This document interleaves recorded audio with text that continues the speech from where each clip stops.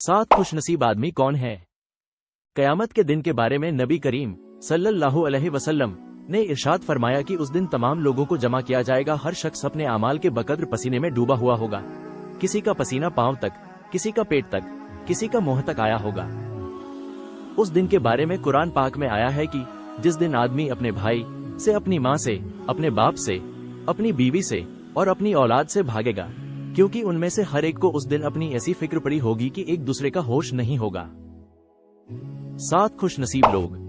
एक हदीस में अल्लाह के नबी करीम सल्लल्लाहु अलैहि वसल्लम ने फरमाया कि 7 लोग ऐसे हैं जिनको अल्लाह ताला इस दिन अपने अर्श के साए में जगह देंगे, जिस दिन अल्लाह के साए के अलावा कोई और साया नहीं होगा। 1. आदिल, इंसाफ करने वाला बादशाह, जिसने अपनी रियाया में इंसाफ के साथ हुकूमत की होगी।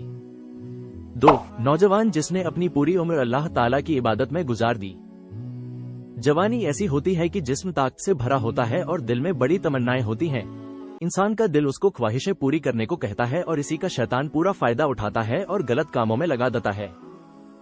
लेकिन ऐसे वक्त को जो शख्स शैतान की बजाय अल्लाह ताला की इबादत में गुजारता है और हर लम्हे दुकान में हो या मकान में शरीयत के बताए गए हुक्म के हिसाब से ही चलता है, तो कयामत में उसे अर्श का साया नसीब होगा।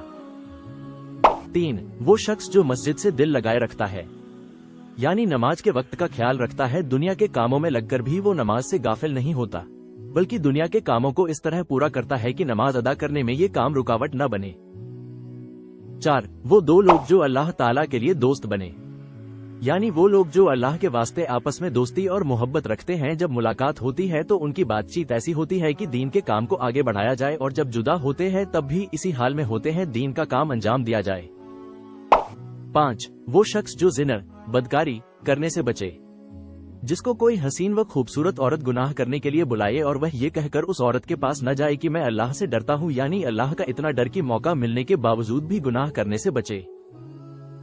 6. वो शख्स जो छुपा कर सदका करे, यानी ऐसा शख्स जो इतना छुपा कर खर्च करे कि दाएं हाथ से सदका दिया तो बाएं हाथ को भी खबर न हो। मतलब ये है कि सदका लोगों को बताने और जताने के लिए और दिखावे के लिए न करें, बल्कि सिर्फ अल्लाह की रजा हासिल करने के लिए करें।